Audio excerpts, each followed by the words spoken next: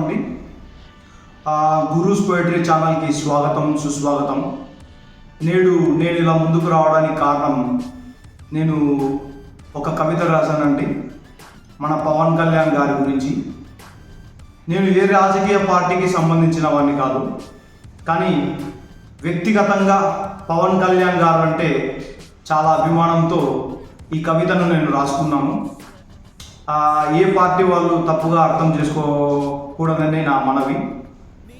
పిఠాపురంలో మన పవన్ కళ్యాణ్ గారు గెలవాలి అనేది నా ముఖ్య ఉద్దేశం.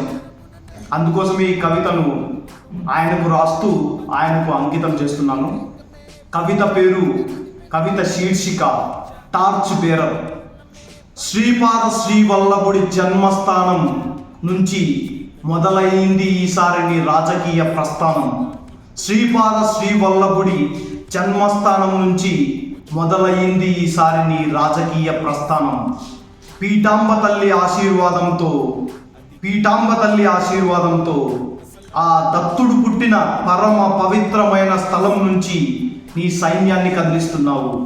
ఆ దత్తుడు పుట్టిన పరమ పవిత్రమైన స్థలం నుంచి నీ సైన్యాన్ని కదిలిస్తున్నావు. దత్తపుత్రుడు అని మాటలు విసిరిన వారికి ఆ దత్తాత్రేయుడు తిరిగిన నేల నుంచే సమాధానం ఇవ్వడానికి సంసిద్ధమవుతున్నావు. ఆ కుక్కుటేశ్వరుడే నీ గెలుపు కోసం ఎదురు చూస్తున్నాడు. రా, కదలిరా, ఈసారి నువ్వు గెలుపు కంకణం ధరిస్తే నీ వెనుక వందల సైన్యం గొడుగు పట్టడానికి సిద్ధంగా ఉన్నారు.